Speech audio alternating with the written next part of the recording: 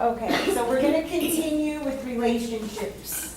I got a lot of feedback on the relationship stuff. People love relationships. I mean, I got so much feedback.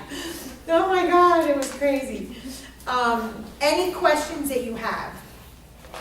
We started covering the truth is in the triangle, and we'll refer back to that today, but I want to cover two concepts that I developed as another sort of layer, okay? So I'm going to start today with threadmate versus soulmate. What's a soulmate? Supposed to be your like other half.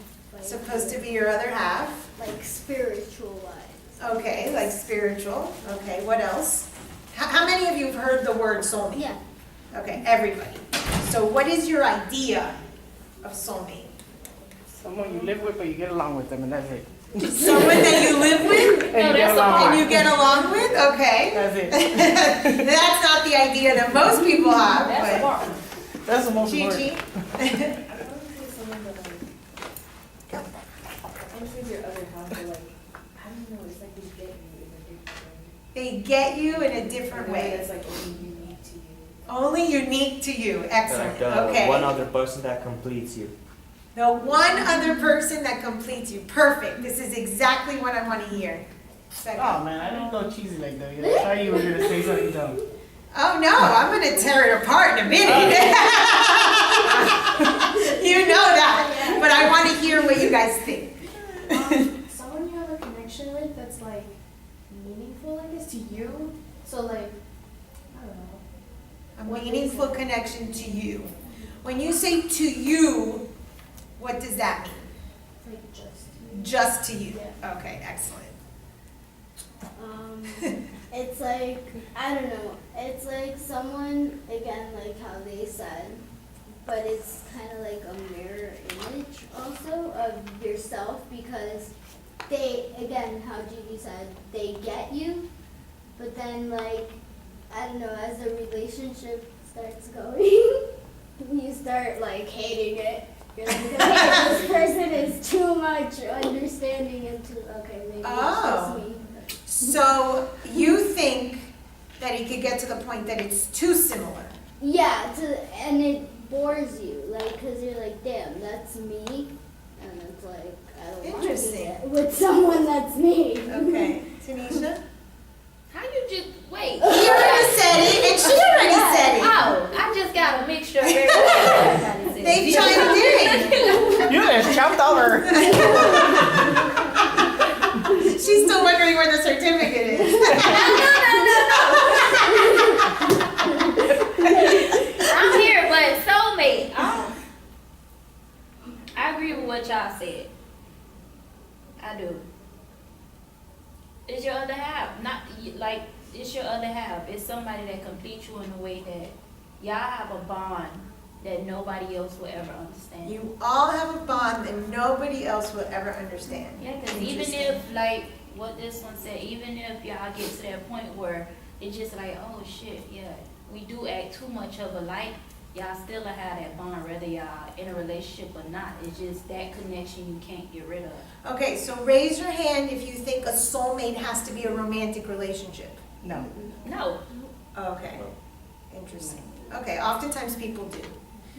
Okay, so this soulmate concept is actually a very new age idea. Anyone ever hear of twin flames? I think so. It sounds familiar. Twin flame is another new age concept where you believe Soulmate is a new thing? Yeah. That it's used to new wasn't. age. No, new age. Really? New age. Not like they Not just came new out. like it just No, came out. no. What I'm saying is, soulmate was more like a 70s, 60s thing where only Yeah, but that's still Right, new. and that's the new age. Really? Yeah, Yeah, all the things. Because What it's is talking soulmate? about in Right. It's What? not like old, like of age, like I'm 45 and you guys are 20. Yeah. I was like, New age in terms of woo-woo, like woo-woo things, like witchy, woo-y, astrology, you know, oh, the stars, I was born from the stars and things like that. Okay, and I believe in a lot of that stuff. I'm not knocking, you know, new age. So this is what I have on my poster. Soulmate implies there is only one person for you, and that there is a special out-of-this-world connection. It is rooted in New Age and is not reality-based.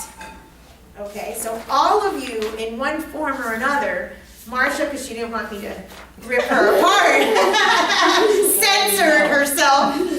But last week when she was talking about Joe, she implied that that was Soulmate too. Oh no, because So- I agree a little bit with her too, man. Like, it's So- kind of your opposite too, man. There is a belief that there's one person for you in the world. Okay, this is a lie. It is. Lie! Okay, and why? We have something called the law of vibration. Has anyone ever heard of this? I've heard of the law of attraction. Yeah. Yeah, me too. Okay, the law of attraction is one metaphysical law, and the law of vibration is another. They have similarities. So the law of attraction is that what you're thinking from your subconscious is what you're attracting in your life. It's like a Oh, Lord. boomerang. Yeah. I'm fucking up, fucking up. Exactly, we are. We're all fucking up. Thank you. How many of you heard of the book or the movie The Secret? Yeah. Yes. Okay, so this lady from Australia took this. Sound like a documentary. Yeah. Yeah, many years ago, it was very famous, and the whole secret is this thing called the law of attraction. This is a metaphysical law. Who remembers the difference between a metaphysical law and just common law? Or earthly law? But the earthly law, like, Or the law can be changed. Yes, earthly law changes, so you can kill a cat and it could be illegal in Arkansas. You could kill a man and it could be illegal here, but not over there. Exactly, there isn't a continuity. And I always say that you could kill someone, you could get off scot-free, you can get life, or you could get death penalty. You never know. Metaphysical law, you always know what you're getting. Whether or not you know the law, you're still held to the law. Same thing they say in earthly law, but in metaphysical law, it's 100% of the time. So, law of attraction, it's all subconscious. So, when they put out this movie and this book, people were saying how they put checks on the roof, saying they would look at the $1 million check. The people that wrote Chicken Soup for the Soul were featured in that movie, and the guy wrote himself out a check for $1 million and taped it to the ceiling. Vision boards became a really big thing because someone in that movie said that they put a vision board, and the house that they put on the vision board, they ended up buying years later. Their dream partner, their soulmate, their dream body, all of these things. What happened to society? They got really royally screwed. Because no one in this movie or in this book explained that this was a subconscious attraction, not a conscious one. Of course, consciously, I want to be rich, and I want to look hot, and I want the right guy, and I want... Of course! Doesn't matter how many checks I write to myself. If there's no money in the bank, it ain't there. I mean, let's get real. But society started thinking they were doing something wrong, and that there was something wrong with them. There were vision board parties. There were groups about the law of attraction. It was very, very destructive. Dr. Lopez made us do one. Very destructive. It doesn't mean that it doesn't exist and it doesn't work. It does. But you are already involved with the law of attraction because it's a metaphysical law. It always holds true. You know when I tell you we create everything? We create everything is rooted in the law of attraction. Why can I say that you create everything? Because if subconsciously you believe something, you're going to bring that to yourself. That is why we say in the model we create everything from the law of attraction. So years passed. The people who wrote the book and did the movie and all that got into a huge fight. There were a bunch of lawsuits. Law of attraction. Karma. They really screwed with people's heads. So the law exists, but not the way that they said. They said it as if people were doing something wrong. If you really could change your subconscious that easily, first of all, I wouldn't have a job. And second of all, wouldn't everyone do it? I had someone tell me to my face that she could change someone's subconscious by just going to their house and changing the position of their furniture. Are you sick? Come on now! Ridiculousness! Feng Shui. Yeah, ridiculousness, Shui. Come the hell on. We have to be more like thought conscious about what we're believing and what we're reading and what we're engaging in, okay? But people want quick fixes. And that's why people get so believable. Like, she probably said that because once you tell somebody something, it's in their head. Like, oh, if I do this, this is what's going to happen. So when they do it, it's just like, oh, wait, I'm supposed to think like this, so let me think like this. So that's probably why she felt so confident about her stuff. They just ain't come back and let her ass know it ain't work. That's it. Because it might, and it might work temporarily like a placebo. Exactly, because I'm telling myself to think this way. Okay, and that's it. It's short-lived because you never shifted the subconscious mind. You never shifted that root program from the origin story. I'm gonna tell somebody that. Okay, tell them, and they're going to tell you maybe for 3 weeks that everything is great. And then the 4th week, when the guy doesn't show up, or the job doesn't show up, or the $1 million doesn't show up, I mean, I don't care how much you check your mailbox. The $1 million check is not coming. I used to have a joke with my ex-husband when he would go check the mail, and I would be like, did my check come? Like for years, he would go out to the mailbox. I'd be like, did my check come? Did my check come?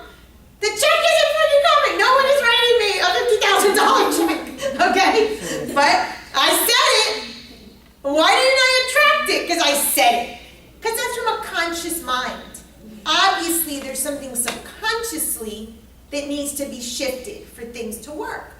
So a lot of the New Age, okay, and I participate in the New Age. This is not me knocking, but we have to be science-minded. We have to be research-oriented. We are psychologists. We have to go to science for certain things. It's okay that you have faith.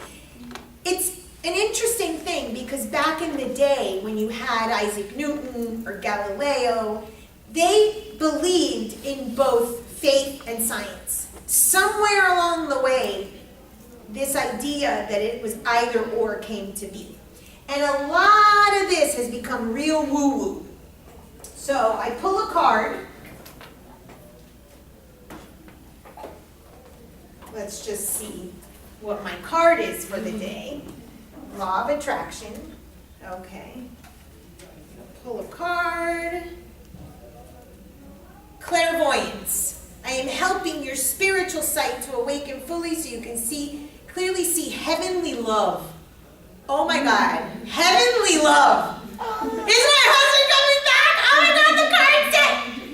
Do you see? I'm finally gonna hook up with Scarlett Johansson. There you go. There you go.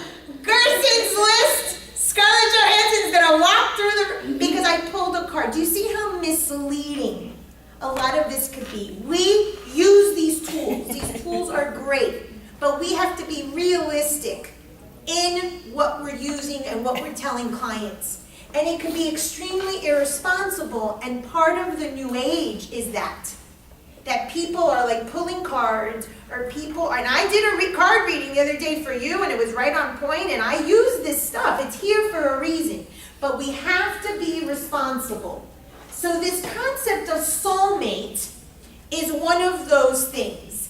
A lot of times, people will come and go, am I going to meet my soulmate? I had a client this morning, and I clearly, and I am clairvoyant, so I do that kind of work. And one of his aunts or family members came through and told him that he was going to get a new job and he was going to meet a new woman. Okay, I gave the message, and then I went on with my counseling session. And you give information. The person gets to choose what they want to do with it. But when someone comes and says, am I going to meet my soulmate, or my husband left and he was my soulmate, what kind of mindset does the client have if that's their soulmate? If that was their soulmate, And they left. My husband was my soulmate, he left. No, they have the mindset of that's it, it's gone. That's it. I'm 45 and I'm never going to know love again, and I'm screwed. And younger and exactly. And it's not true. The new guys. It is not true. Simply, and it's interesting because my client had a woman, I don't know, probably about a year, 2 years ago, and he thought she was the soulmate, and he's been seeking since, and today got a confirmation or reaffirmation or a message that someone new is coming. But can't that mess them up when people constantly trying to, okay, so like you just said, he thought the last one was his soulmate. But when you seeking for stuff, don't that mess it up more? Like, because if I'm seeking for love, half of the times I'm going to find it in the wrong place. Or I'm going to think it's love when it's not actually love because I'm seeking for it versus it coming to me. Okay, but then that's a belief that you have that love comes when you're not looking, and that's a very common thing.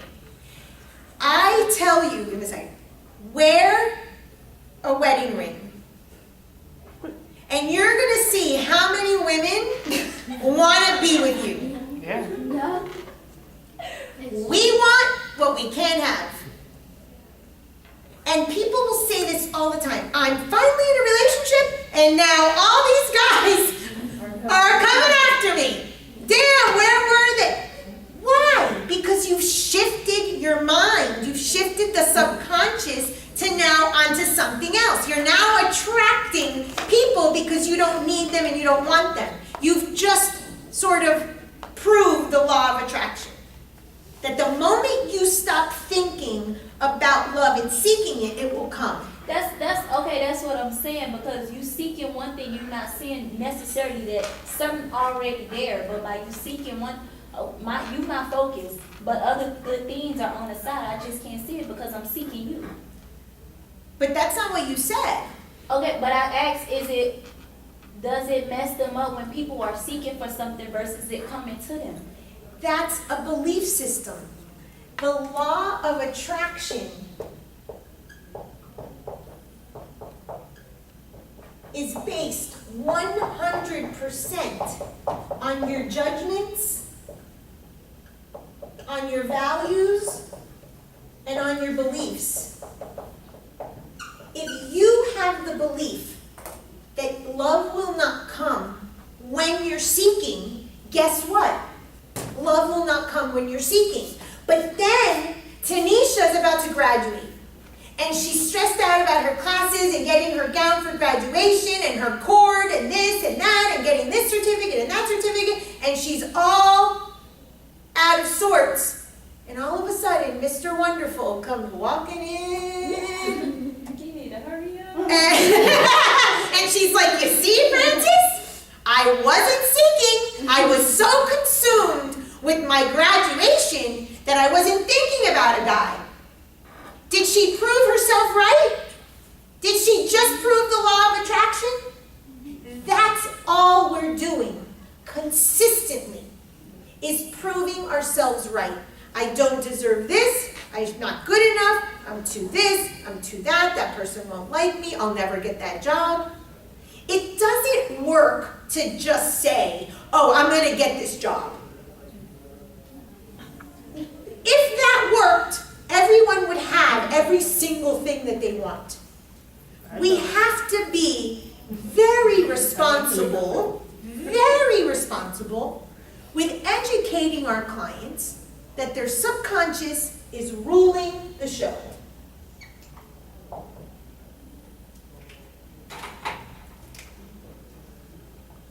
And I've said it before. Freud says 10, I say 1.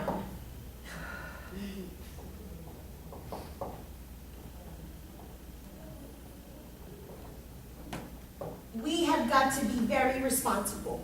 These people were very irresponsible. They hurt a lot of people. So, one of the things in the New Age is this sort of woo-woo, and this is a big pet peeve of mine because I train people to do readings. Not only like you guys, psych students, but I train people to do this. There is protocol, there are rules, there are considerations that you need to take when you are working with people. Therapists are not paid friends. Okay? Therapists are not paid friends. Friends are not trained to give their other person advice, rooted in science and rooted in real psychological training. We have to be very responsible. The law of attraction people were irresponsible. They harmed a lot of people, they hurt a lot of people, and they had people believing that they were wrong. All of this New Age stuff can hurt someone if you don't have training, if you haven't been taught. I teach a class on Akashic Records. There's 4 levels, and each level is 4 classes. There are times that people take the first 2 levels, and they go and they put up their shingle. I am nobody to tell someone not to do that. But we have to be responsible when we're dealing with people's minds. We have to. You can harm someone. So back to my question. What happens if I'm your client and I tell you that my spouse of 9 years left me, he was my soulmate, and I'm devastated, and now what? Now what? I mean, that's you're gonna think like that for a while. Right, Until and you something said it happens. before. Yeah. I'm going to think there's no one else. So now the person is concerned or convinced that their soulmate left them and they're screwed and there's no one else that's walking through the door other than Jonathan. My new soulmate. So we have to be very careful and pay very close attention to the words that we're using and that your clients use. This is a profession of listening. Sorry, what? The most important thing in this profession is listening. It's so funny because he and I were talking yesterday and I was working on the computer and he's like, you're not listening to me. Focus! And I kept doing the work. And I was like, when I went home at night, I'm like, that is so rude. But I wasn't in therapy mode. I was in friend mode. I just told them friends aren't paid therapists Have you aren't ever paid seen friends. those chameleons when one eye goes this way? That was me. One was down, one was like this. That was me. She was And listening I then. thought of it when I got home and I was like, oh my God, Francis. But because I wasn't in therapy mode that I'm so focused, I was with a friend. I wasn't thinking of wearing my therapist hat. But he still deserves to have the attention on him, but it just happened to be I was multitasking. That doesn't exist. So we need to listen.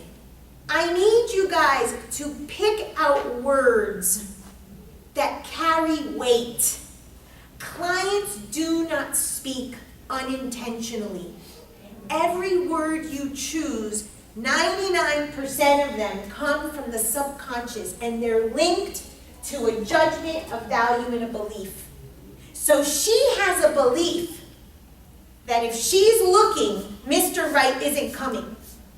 Well, that's going to be a problem because now she can't go on Match. Now she can't ask a friend to set her up. Now she can't go to a club. She's basically limited to chance. Do we believe that things are just chance if we believe No. it's not on the board? Yeah, law of attraction. That No. we create everything? Not if you believe that. No. There isn't that chance. Now, are there synchronicities? Absolutely. Are there things that are perhaps destined for you? Yes. But were you at the right time, at the right place, and all of that? It's a mishmash of things. But we have to become very responsible. One of the main things that I need you to educate your clients on is that they are creating their life, taking personal responsibility. Things are not happening to people just because. There's a subconscious program that is creating that to happen in your life. So he's not walking through the door when you're not looking because you believe. And who taught you that? Who taught you that you're not going to get the right guy when you're looking? I don't know. I was asking a question. Not saying, let's try to rephrase it. I don't believe it. No, but Do you believe that when you're looking, you don't find the right guy? no. I don't. So why was that the example you used? Because that's how it came out. Because you kept saying, you said something that made me say seek. Because I was asking, if your focus, my focus is right here. Uh-huh. I'm missing out on what's on the side. Variety much? Oh, Lord. Do you see that every single thing links back? Stay quiet already. If you use that example, it's probably because there's a program there. Probably. Write it down, journal about it. Think about what you think about that. That's a very common thought. That's a very common belief. If you're looking, you won't find in terms of love. And just like when you're with someone, if you seek, you will find. If you keep snooping and snooping, eventually you're going to find something. That's another one. We have value statements. How many of you were taught, work hard, play later? Yeah. Ms. Rapaci, definitely. That's a value statement. So what happens when you haven't done your homework and you get invited to a concert? Go to the concert. You don't go to the concert. You might buy the ticket and you don't go, or you might get a flat tire on the way to the concert. Was that flat tire chance? I'm going. Was that flat tire by chance? That flat tire wasn't by chance. That was flat tire telling you, you didn't do your homework, and I'm going to create something based on your programming, and now all of a sudden you got the flat tire. I got a flat tire to tell me to listen to my mama. Tell me that story. My tire. Something always wrong with my car.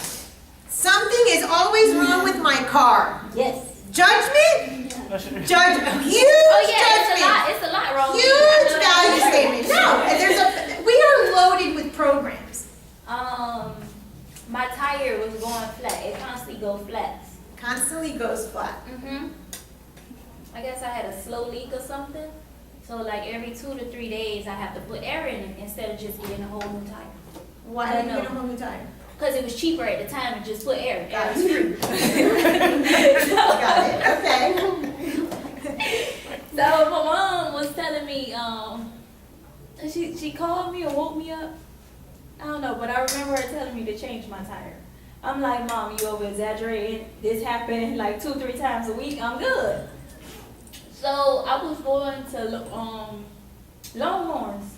Going to Longhorns, me and my friend. I'm a paranoid person. We driving. We coming up. What is this? Walgreens. Going right here. So it's a little curve right there. Okay, yeah. Okay, that right there. People love going speeding right there. So I'm just driving. I'm like, oh yeah, I'm about to be on the turning lane. No, I had to go straight. So I'm driving, and then I heard, my tire went out. Like, Okay, listen, I'm paranoid. My tire's always flat. I have to listen to my mom. My mom told me to do something. How many in a minute? How many programs did you hear? A couple of them. Yeah. A minimum of 5 in 1 minute. This is tell me a story. The person isn't unraveling for you. So, what did your mom say that you needed to change the tire? just told me to change Were my tire. you taught, or who taught you that mom is always right? She ain't always right. Oh, she definitely not always right. Conscious mind. Her conscious mind, mom isn't always right. Her subconscious mind, I must prove my mother right. Hence the flat tire. Do you see the law of vibration is not about her saying, my mom is not always right? We could talk consciously till the end of time.